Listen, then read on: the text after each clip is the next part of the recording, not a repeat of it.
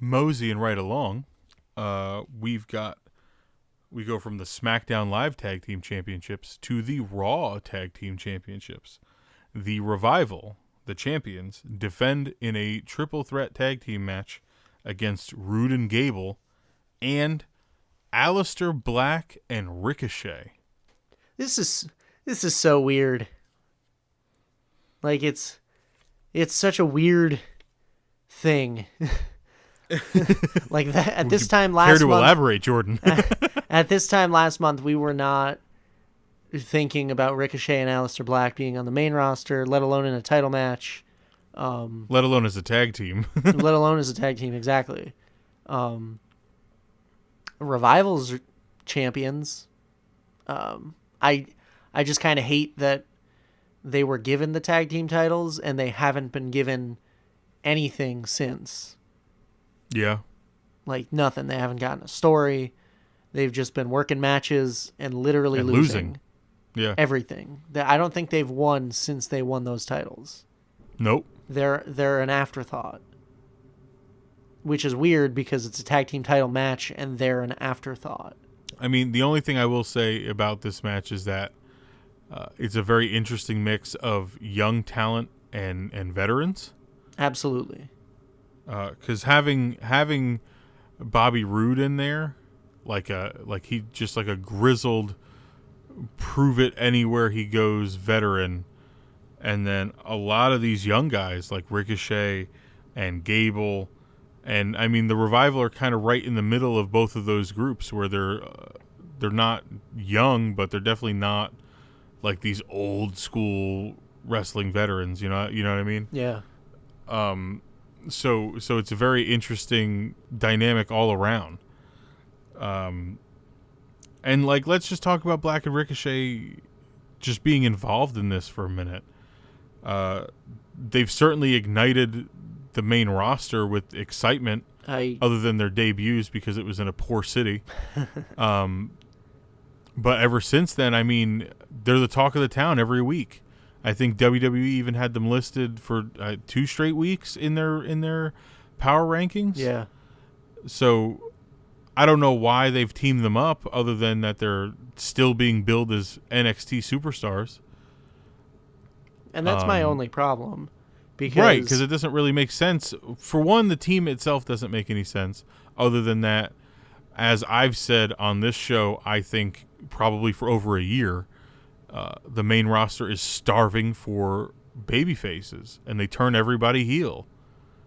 So you get a guy like Aleister Black, who he's probably better as a heel, but right now he's running as just a pure babyface, and he's good at that. And then you get Ricochet, who I don't ever want to see be heel, other than if he picks up that King Ricochet gimmick and just starts saying how much better he is. Like if he starts drinking his own Kool-Aid, basically. It's the only time I want to see him be heel. If he starts feeling himself. Yeah, because he's such a pure babyface. Yeah. Yeah, like naturally. You want to root for him. He's small. He's relatively smaller than everybody else, so you get your natural underdog thing happening there. But his physical ability is just unmatched. Like somebody that we follow on Instagram, who I believe you're friends with in real life, posted the slow-mo of the 6:30. Yes. Beautiful. So I could gush about those two guys because they were my favorite NXT superstars for the last, since they both debuted. Yeah. I'm all about them. So it's just weird that they're going for the Raw Tag Team Championships. Yeah, if you had asked us 2 months ago, even a month ago, yeah, where do you see Ricochet and Aleister Black? You definitely wouldn't go in a triple threat tag team match for the Raw Tag Team Championships. Oh, and they're on the same team. Right. They're a team. They're a team. Which it almost makes me wonder if this was meant to be Johnny Gargano and Tommaso Ciampa's spot. For me, if you're asking if I think that that's the case, I absolutely believe so. Yeah, absolutely. Even with Ciampa having the NXT championship, I think they would have made him a Raw Tag Team champion. Oh, really? I think they would have won this match. Really? And and I think that's where I get nervous about this match and in the way that it is now, is I don't want the Revival to lose the titles, but you can't argue the momentum that Ricochet and Aleister Black have. Yeah, but because of the fact that it's not a straight-up tag team match, there are ways we could get around that. Oh, no, I know. I'm just saying it's hard for me to deny.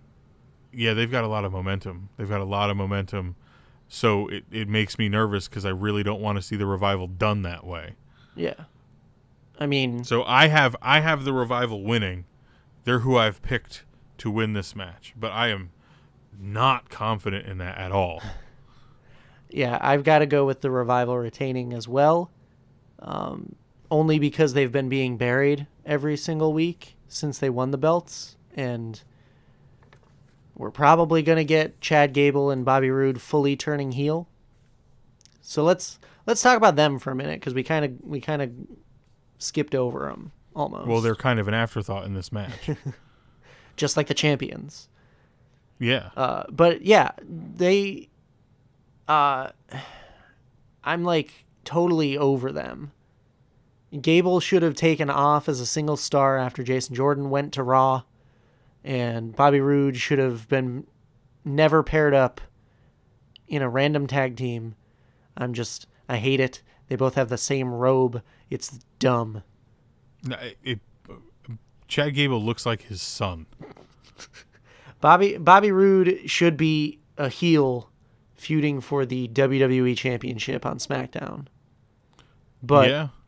WWE's problem is they pigeonhole their roster members into a clear division, and then they rarely are ever given an opportunity to advance further and be taken seriously in that role. Mm-hmm. Finn Balor's a perfect example. Mm-hmm. Bobby Roode, perfect example, came in, won the U.S. title, couldn't get over that hump, dropped the U.S. title, and then he's been floundering. I think it'd be interesting to see Roode versus Balor for the Intercontinental Championship. Yeah. Like, why... With Roode as a full-blown heel. Like, why aren't we getting NXT heel Bobby Roode is what I'm curious about. Because the powers that be probably enjoy the glorious pop. Yeah. And that's really all they want from him.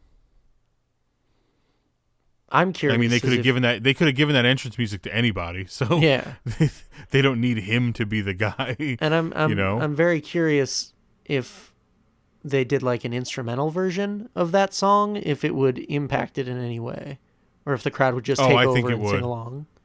I think it would. No, I think it would. Are you saying if he debuted with it being instrumental? No. I'm saying if they changed it now. Oh. I'm saying they turn him heel and they drop the glorious part, and it's just the music. Yeah, and then they could do it like all with heavy metal guitars. Yeah. Have Nina Strauss come on and just change the entire feel of that song. Yeah, I could get behind that. Like, why can't he face Finn Balor for the Intercontinental Championship though? Like, why? I don't know. That's a good match. The entire idea behind Chad Gable and Bobby Roode being angry doesn't make any sense to me, because they feel like they should get a rematch, but WWE got rid of automatic title rematches, so it's kind of like poor, lazy storytelling. Right. They were like, wait a minute, everybody else in history's always gotten one of these, and we don't? Well, literally on Raw, they're standing after they attacked the Revival, costing Ricochet and Aleister Black the title match. They got in the ring, and then they're jawing at each other, and Chad Gable's going there like, you took our spot, you took our shot at the titles. Like, no, they haven't wrestled since they lost the titles. Right. Like, the internal logic is so flawed there. I agree. But yeah, we both have the Revival winning. I have a Revival. Because when in doubt, champion wins. but I have a sneaking suspicion that you're going to have new champs at the end of Fastlane. Whoo.